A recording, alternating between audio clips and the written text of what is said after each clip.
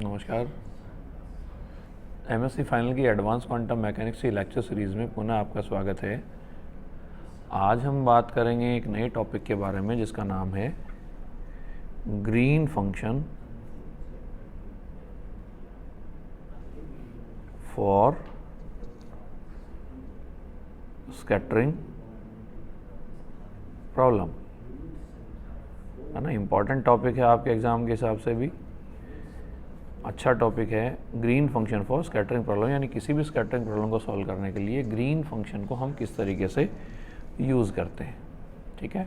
इस टॉपिक को समझने के लिए देखो, सबसे पहले हमें कुछ ग्रीन फंक्शन कुछ प्रॉपर्टी हमें पढ़नी पड़ेंगी, है ना। ग्रीन फंक्शन के लिए हम कहते हैं कि ग्रीन फंक्शन जो है वो हमारे पास, अगर मैं इस तरीके से अगर मैं ग्रीन फंक्शन को डिफाइन करूं, है ना, उसका डिफरेंशियल निकालूं श्रोडिंगर इक्वेशन की टर्म में, ना, डेल स्क्वायर प्लस के स्क्वायर, है ना, जी आर आर डैश, है ना, ये हमारे पास क्या हो गया, ग्रीन फंक्शन हो गया। तो इसकी वैल्यू हमारे पास कितनी आती है, डेल क्यूब आ गया, वैल्यू आ गई आर माइनस आर डैश, है ना। तो चाहे मैं इसको जी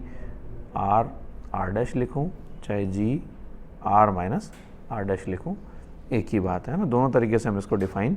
कर सकते हैं। ठीक है, ये इसकी फर्स्ट प्रॉपर्टी आ गई जिससे हम इस डेरिवेशन में काम मिलेंगे। इसी तरीके से इसकी एक सेकंड प्रॉपर्टी और हम डिफाइन कर सकते हैं कि ग्रीन फंक्शन के लिए उस ग्रीन फंक्शन का फूरियर ट्रांसफॉर्म किस तरीके से डिफाइन किया जाता है ना। फूरियर ट्रांसफॉर्म डिफाइन करने के लिए हम कहें कि भाई जैसे हमने वैल्यू बताई G are minus are dash equals to value आती है हमारे पास इंटीग्रेशन ऑफ जी, कोई नए स्पेस की हम बात कर रहे हैं कि भाई आर स्पेस से हमने एक नया स्पेस हमने जनरेट कर लिया, क्यू स्पेस हमने जनरेट कर लिया, उसको मैं लिख दिया e raise to power iota Q, और वैल्यू आ गई आर माइनस आर डैश आ गया, और वैल्यू आ गई डी क्यू क्यू आ गया। और इसी तरीके से इस डेल्टा फंक्शन को del cube r minus are dash को हम मेंशन कर सकते हैं कितना, 1 वैल्यू आती है twice pi raise to power 3 आ गया, वैल्यू आ गई integration E raise to power q, और वैल्यू आ गई आर माइनस आर डैश, और वैल्यू आ गई डी क्यूब क्यू आ गया। इसको दे दिया मैंने इक्वेशन नंबर फर्स्ट के बाद इसको दे दिया इक्वेशन नंबर सेकंड, और इसको दे दिया अपन इक्वेशन नंबर थर्ड। अब ग्रीन फंक्शन को हम अगर इस फॉर्मेट में लिख रहे हैं फूरियर ट्रांसफॉर्म में, तो क्या करें, इस इक्वेशन को मैंने पुट कर दिया, दोनों इक्वेशन को, इक्वेशन 2 और 3 को हम पुट कर दें किसमें, इक्वेशन नंबर 1 में। तो मैं क्या लिख दूँ कि फ्रॉम इक्वेशन 1 2 एंड 3 क्या कर सकते हैं अपन, वी में राइट, हम वैल्यू लिख सकते हैं क्या, कि वैल्यू आ गई डेल स्क्वायर प्लस वैल्यू आ गई के स्क्वायर, इंटीग्रेशन आ गया G as a function of Q E raise to power iota Q R minus are dash, और वैल्यू आ गई डी क्यूब क्यू आ गया, 1 वैल्यू आ गई twice pi raise to power 3 integration E raise to power iota Q, और value आ गई आर माइनस आर डैश, और वैल्यू आ गई डी क्यूब क्यू आ गया। ठीक है, डिफरेंशिएशन और इंटीग्रेशन है, एक दूसरे के रेसिप्रोकल होते हैं, तो चाहे पहले अपन इंटीग्रेशन करें या डिफरेंशिएशन करें। डेल स्क्वायर है तो डिफरेंशिएट कर दें, हम डिफरेंशिएट करें तो वैल्यू क्या बनेगी, आर कोरस्पॉन्डिंग डिफरेंशिएट करोगे, एक बार करोगे तो आयोटा क्यू आएगा, दूसरी बार करोगे तो क्या बनेगा, आयोटा क्यू का स्क्वायर बनेगा। तो डेल स्क्वायर जब इस फंक्शन के ऊपर ऑपरेट होगा, है ना, ऑपरेट होगा तो वैल्यू कितनी बनेगी, वैल्यू आएगी माइनस वैल्यू आ गई क्यू स्क्वायर प्लस वैल्यू आ गई के स्क्वायर, और इंटीग्रेशन आ गया, और वैल्यू आ गई G as a function of Q E raise to power iota Q, और वैल्यू आ गई आर माइनस आर डैश, और वैल्यू आ गई डी क्यू क्यू आ गया, और इक्वल्स टू वैल्यू आ गई 1 twice pi raise to power 3 integration E raise to power iota Q, value आ गई are minus are dash D Q Q आ गया। ठीक है, इसी को मैं क्या लिख सकता हूँ, इसी टर्म को देखो इंटीग्रेशन आ गया, इस टर्म को हम अंदर ले लें तो वैल्यू बन गई माइनस वैल्यू आ गई, या इसको मैं ऐसे लिख दूँ क्यू स्क्वायर माइनस वैल्यू आ गई के स्क्वायर, माइनस अपन ने कॉमन निकाल लिया,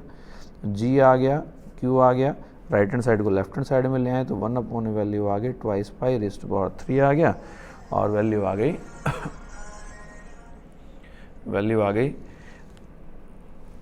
कितना बन गया, वैल्यू आ गई इंटीग्रेशन आ गया E raise to power iota Q, और वैल्यू आ गई आर माइनस आर डैश, और वैल्यू आ गई D cube Q equals to value आ गई 0 आ गया। ठीक है, लेकिन हम क्या कह सकते हैं कि integration of e raise to power iota Q R minus are dash d cube q है, इसकी वैल्यू क्या है, डज नॉट इक्वल्स टू 0 है, तो हम क्या लिख सकते हैं, वैल्यू किसके 0 आएगी, Q square minus K square, value आ गई G as a function of Q, plus value आ गई 1 twice pi raise to power 3 equals to value आ गई 0 आ गया, या मैं क्या लिख सकता हूँ, वैल्यू आ गई G as a function of Q equals to value आ गई -1 upon twice pi raise to power 3 और वैल्यू आ गई 1 अपॉन वैल्यू आ गई क्यू स्क्वायर माइनस वैल्यू आ गई के स्क्वायर। इक्वेशन नंबर आ गई 4। ठीक है, अब देखो इसी टर्म को, इसी इक्वेशन को, इसका मतलब देखो अपन ने वैल्यू क्या लिखी थी, हमने लिखा था कि जी आर आर डैश है ना, हमने वैल्यू लिखी थी कि जी आर और आर डैश या g are minus are dash की वैल्यू हमने डिफाइन करी थी। फूरियर ट्रांसफॉर्म जो लिखा था जी क्यू और वैल्यू आ गई E raise to power iota Q और वैल्यू आ गई आर माइनस आर डैश और डी क्यूब क्यू। और हमने वैल्यू क्या कैलकुलेट करी, G as a function of Q, value हमारे पास आई है -1 upon twice pi raise to power 3 और 1 अपॉन वैल्यू आ गई क्यू स्क्वायर माइनस वैल्यू आ गई के स्क्वायर। ठीक है, तो यही वैल्यू हमारे पास कितनी बन गई, वैल्यू आ गई देखो G R R dash equals to value आ गई -1 upon twice pi raise to power 3 और वैल्यू आ गई integration E raise to power iota Q, value आ गई are minus are dash upon value आ गई Q square minus K square. जो वैल्यू कैलकुलेट करी है हमने उसको पुट कर दिया और वैल्यू आ गई डी क्यूब आ गया और वैल्यू आ गई क्यू आ गया। ठीक है, तो ये हमारे पास ग्रीन फंक्शन की वैल्यू आ गई। ठीक है, अब डी क्यूब क्यू है, जिस तरीके से हम वॉल्यूम एलिमेंट को डिफाइन करते हैं स्फेरिकल कोऑर्डिनेट्स में, हम क्या लिख सकते हैं, डी क्यूब क्यू को क्या लिख सकते हैं, वैल्यू लिख सकते हैं क्यू स्क्वायर आ गया, डी क्यू आ गया, वैल्यू आ गई साइन थीटा डी थीटा और वैल्यू आ गई डी फाई। अब क्यू की जो लिमिट है वो तो कितनी हो जाएंगी, 0 से इनफाइनाइट। ठीक है, थीटा की लिमिट कितनी होंगी, थीटा की लिमिट हो जाएंगे 0 से पाई तक और फाई की लिमिट हो जाएंगे 0 से 2 पाई तक। तो जी आर आर डैश लिखूँ या g are minus are dash लिखूँ तो वैल्यू कितनी बनेगी, 1 upon twice pi raise to power 3 0 से इनफाइनाइट, 0 से पाई और 0 से 2 pi E raise to power iota Q और वैल्यू आ गई आर माइनस वैल्यू आ गई आर डैश अपॉन वैल्यू आ गई क्यू स्क्वायर माइनस वैल्यू आ गई के स्क्वायर, वैल्यू आ गई क्यू स्क्वायर डी क्यू और वैल्यू आ गई साइन थीटा डी थीटा और वैल्यू आ गई डी फाई। है ना, यहाँ हम क्या कहें कि अगर इसको फंक्शन को हम डिफाइन कर रहे हैं तो इसको मैंने कुछ इस तरीके से लिख दिया, आयोटा क्यू डॉट वैल्यू आ गई आर माइनस आर डैश। ठीक है, अब मैं कह दूँ कि भाई आर हमने डिफाइन कर दिया किसके बराबर, आर माइनस आर डैश के बराबर डिफाइन कर दिया। ठीक है, तो मैं क्या लिख दूँ, इसको ऐसा लिख सकता हूँ, जी आर और r dash equals to d phi का इंटीग्रेशन 0 से 2 पाई कितना होगा, 2 पाई, तो एक 2 पाई से 2 पाई क्या हो जाएगा, कैंसिल हो जाएगा, तो 2 पाई रेज टू पावर 3 है, एक 2 पाई से डी फाई के लिए बनेगा तो वैल्यू कितनी बन जाएगी, 1 अपॉन 2 पाई का स्क्वायर आ गया माइनस वैल्यू आ गई 1 अपॉन ट्वाइस पाई का स्क्वायर आ गया, 0 से इनफाइनाइट 0 से पाई, वैल्यू आ गई E raise to power iota Q R और वैल्यू आ गई कोस थीटा। है ना, डॉट प्रोडक्ट हटा दिया हमने, वैल्यू आ गई Q square minus K square और वैल्यू आ गई Q square sine theta D theta और वैल्यू आ गई डी क्यू। या इसी इंटीग्रेशन को क्या लिख दूँ मैं, G R R dash equals to minus value आ गई 1 अपॉन ट्वाइस पाई का स्क्वायर इंटीग्रेशन 0 से pi E raise to power iota Q R, value आ गई कोस ऑफ थीटा और वैल्यू आ गई साइन थीटा डी थीटा, 0 से इनफाइनाइट आ गया क्यू स्क्वायर डी क्यू और अपॉन वैल्यू आ गई Q square minus K square. ठीक है, अब इस इंटीग्रेशन को हमें सॉल्व करना है। इस इंटीग्रेशन को सॉल्व करने के लिए देखो मैं क्या कहूँ, जैसे इंटीग्रेशन हमारे पास बन रहा है 0 से pi E raise to power iota Q R cos of theta sine theta D theta, ये इंटीग्रेशन बन रहा है। तो मैं क्या कहूँ कि भाई cos of theta equals to मैंने कितना मान लिया, टी मान लिया, तो minus sine theta D theta equals to value कितनी आ गई, डी टी आ गई। तो इसका मतलब ये इंटीग्रेशन है ना, इस इंटीग्रेशन की वैल्यू हम निकालना चाह रहे हैं। तो ये वैल्यू कितनी बन गई, लिमिट आएंगी 0 रखोगे तो वैल्यू कितनी बनेगी +1। है ना, ये वैल्यू कितनी बनेगी -1, एक माइनस का सिंबल यहाँ से जनरेट हो जाएगा तो माइनस आ गया, वैल्यू आ गई +1 से -1 E raise to power iota Q R, value आ गई टी और वैल्यू आ गई डी टी, या वैल्यू आ गई E raise to power iota Q R T upon value आ गई आयोटा क्यू आर, लिमिट आ गई -1 टू +1, माइनस था तो हमने इसको इसमें इंक्लूड कर दिया। तो वैल्यू आ गई 1 upon iota Q R E raise to power plus iota Q R minus value आ गई E raise to power minus iota Q R. ठीक है, इसका मतलब ग्रीन फंक्शन जो बना है ना, ग्रीन फंक्शन जो बना जी आर आर डैश की जो वैल्यू है वो कितनी बन गई, माइनस वैल्यू आ गई 1 अपॉन ट्वाइस पाई का स्क्वायर आ गया, 0 से इनफाइनाइट आ गया और वैल्यू आ गई क्यू स्क्वायर अपॉन वैल्यू आ गई क्यू स्क्वायर माइनस वैल्यू आ गई के स्क्वायर। ठीक है, और इंटू वैल्यू कितनी आई, इंटू वैल्यू आ गई आयोटा क्यू और वैल्यू आ गई आर और वैल्यू आ गई E raise to power iota Q R minus value आ गई E raise to power minus iota Q R. ठीक है, ये हमारे पास ग्रीन फंक्शन की वैल्यू आ गई। अब इसी टर्म को आगे अगर और सॉल्व करूँ मैं तो देखो क्या होगा, एक क्यू स्क्वायर से क्यू कैंसिल हो जाएगा तो वैल्यू कितनी बनेगी, आयोटा आर आएगा और Q square minus K square E raise to power iota Q R और माइनस वैल्यू आ गई E raise to power minus iota Q R. ठीक है, आगे अगर सॉल्व करूँ मैं इसी फंक्शन को तो मैं कैसे लिख सकता हूँ इसी फंक्शन को, वैल्यू आ जाएगी जी, वैल्यू आ गई R R dash equals to value आ गई माइनस वैल्यू आ गई। ठीक है, इंटीग्रेशन की वैल्यू कितनी है, वैल्यू आ गई आयोटा क्यू। अब ये जो लिमिट है इसकी लिमिट 0 से इनफाइनाइट है ना, 0 से इनफाइनाइट है, इसको मैं कन्वर्ट कर देता हूँ, है ना। कन्वर्ट करके मैं इसको ऐसा लिख सकता हूँ, वैल्यू आ गई माइनस वैल्यू आ गई 2 पाई का होल स्क्वायर था तो वैल्यू कितनी बन गई, माइनस वैल्यू आ गई 4 पाई स्क्वायर, वैल्यू आ गई आयोटा आर, लिमिट कर दी मैंने minus infinite to plus infinite और वैल्यू आ गई Q E raise to power iota Q r, है ना। जो पॉजिटिव स्पेस था 0 से इनफाइनाइट उसको हमने कन्वर्ट कर दिया कहाँ से कहाँ तक, माइनस इनफाइनाइट से प्लस इनफाइनाइट तक और वैल्यू आ गई Q square minus K square आ गया और वैल्यू आ गई डी क्यू। ठीक है, या इसी वैल्यू को हमने डिफाइन कर दिया माइनस 1 अपॉन वैल्यू आ गई कितना 4 पाई स्क्वायर आयोटा आर और वैल्यू आ गई minus infinite to infinite, value आ गई Q E raise to power iota Q R upon value आ गई A square minus B square फॉर्मूले से इसको एक्सपेंड करें, खोल सकते हैं ए प्लस बी और ए माइनस बी, तो वैल्यू आ गई क्यू प्लस के और इंटू वैल्यू आ गई क्यू माइनस वैल्यू आ गई के और वैल्यू आ गई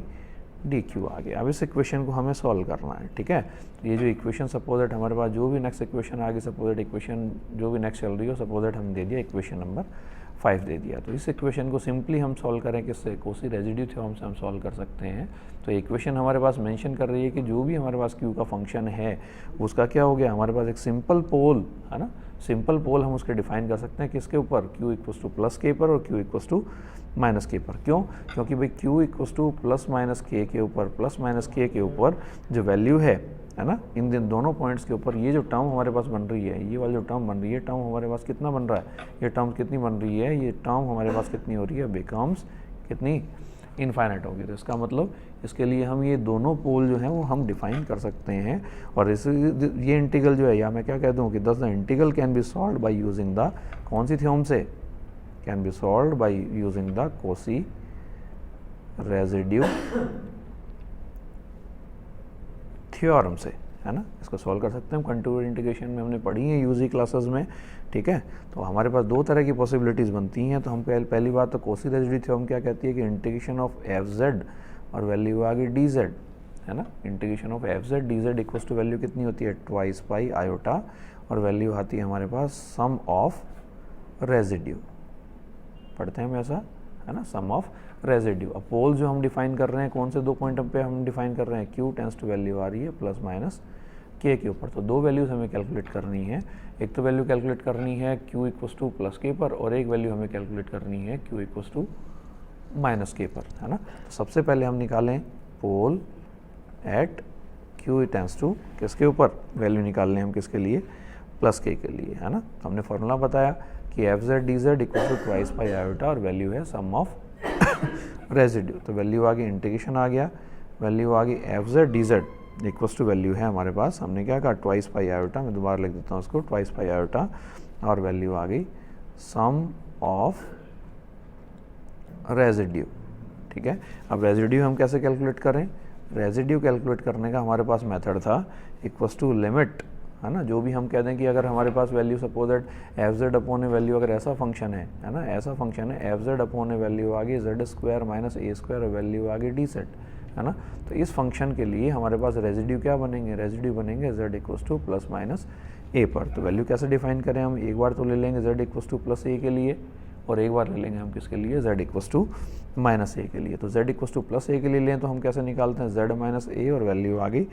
एफ जेड। तो अगर मैं क्यू के लिए निकाल रहा हूँ, क्यू की वैल्यू प्लस के लिए निकाल रहा हूँ, तो क्या कह दूँ, लिमिट आ गया और वैल्यू आ गई क्यू टेंस टू प्लस के और वैल्यू आ जाएगी क्यू माइनस के और वैल्यू हमारे पास कितनी बन जाएगी, एफ जेड बन जाएगी, है ना। एफ क्यू आ जाएगा as a function of q, q का फंक्शन हमारे पास कौन सा बनेगा, q E raise to power iota Q r बनेगा। भाई integration of f z d z का मतलब क्या, वो फंक्शन हम डिफाइन करना चाह रहे हैं, तो फंक्शन यहाँ कितना है, Q E raise to power अल्टा क्यू आर आ गया। अब इसको इन्फाइनाइट कौन से पोल्स पर बन रहा है, इन्फाइनाइट बन रहा है क्यू टेंस टू प्लस के पर और क्यू टेंस टू